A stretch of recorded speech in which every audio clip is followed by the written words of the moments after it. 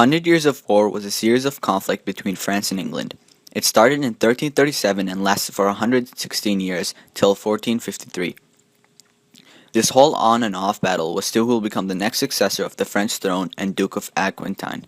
These battles all mostly took place in France, England, Spain, and Low Countries. The reason the war started because the ruler of France, Philip, had died and he had no heir. Edward III was the last relative to Philip, but France didn't want to be under England or Anglo-Saxon rule at the time, so they refused to him having become the new king. Another cause was Edward III being angry at Philip for not returning the peace of Guinevere that he said he would return. There was three major battles during the Hundred Years of War, being the Edwardian War, Caroline War, and Lancastrian War, in that order. The Edwardian War was the very first battle. It happened in 1337 and lasted up until 1360. Edward won this battle. The Truce of Bordeaux was signed in 1357 along with two other treaties. The treaties failed and Edward launched another strike, Ramey campaign, which was unsuccessful, but then another treaty came and peace was upon them up until the next battle. The second battle, Caroline War. It happened between 1369 and lasted up until 1389. After the treaty that was offered by the French had failed, a new king of France had been elected, and he asked England for a favor, but England had declined that, and the Second War started. Both kings died after a long struggle, and the two new kings were elected. They were in peace up until 1415. Lancastrian Battle. It occurred between 1415 and lasted up until 1420. This was the last major battle. It resulted in the winning of the French, with Henry IV becoming the King of England and France. England organized and begun the war so their taxes were more organized and were more stable than the French's people. Even though they were more prepared with their taxes than the French, royal revenues fell on them, with them trying to keep up with their huge army, especially with them losing the rich reigns in France like Normandy and Aquitaine.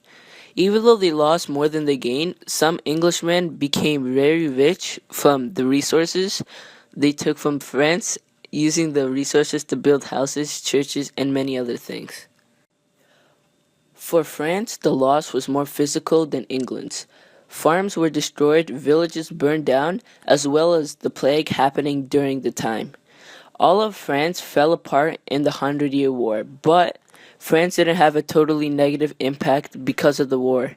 New inventions were made, such as gunpowder, and France coming up with the idea to fight with full armies instead of small bands of knights, which made France a stronger place. The 100 Years' War had an effect on both the country's governments. For England, the parliament grew stronger as the king started to become weaker due to the king needing more money for the war. This essentially made the king fall, but for France, it had the opposite effects. It gave the king more power, which made the nobles follow the king. This all had contribution to the end of the feudal system, especially with the parliaments having more power than the kings now. This resulted in people following the parliaments rather than the king, as they wanted equality and the end of the corrupted feudal system. The longbow was one of the reasons England people won early on against the French people. They were used in the Battle of Sluys, Crécy, Poitiers, and Agincourt. They drove the English into victory in those battles only due to these very useful armor-penetrating longbows. The longbow was invented in the late 11th century by the Celts and Wales. It was not used up until the 1300s by the English people. A longbow is usually the same height as the person using it. The longbow was usually made of a single piece of wood. It was very efficient and very easy to use. They were called longbows because of their size, and it was also easier to distinguish them from crossbows. They were usually made of yew wood. Yew wood would usually take around 2 years in order to dry and be ready for use.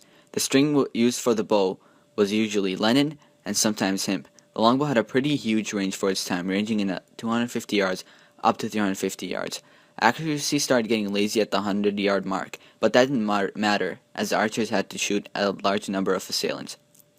Longbow archers would usually have enough arrows to continuously fire for 3 to 6 minutes. They had a downside, though. They were very vulnerable as they had no armor whatsoever, so they had to be positioned in a very smart way, where enemies wouldn't expect them to be, so they usually would hide behind objects like trees, rocks, and buildings. They would also usually be behind a body of water, so soldiers would have to swim to get to them. The longbow arrows were made in a special way. The head was made to penetrate chainmails and armors, which was the most popular types of armor used back then. That made longbows highly effective in the war. They would also shoot at horses in order to give their allies an advantage in horseback fights. Gunpowder played a huge role in the victory of the French people. In the 100 Years of War, French was getting completely tarnished by the English people, but gunpowder gave hope to the French people. They first used gunpowder in the Battle of Agincourt, where it wasn't really that effective. But as this battle started going into its final phase, gunpowder weapons were used more efficiently, and they were used all around the battle. They would outrange the archers on the English side. They would also use this artillery to destroy castles and would tarnish anything in their path. They were very successful in many sieges, all due to gunpowder. The Castilian fight, last fight that marked the 100 Years of War, was won by the French people, all due to the gunpowder. Without it, France would undoubtedly lost this long feud.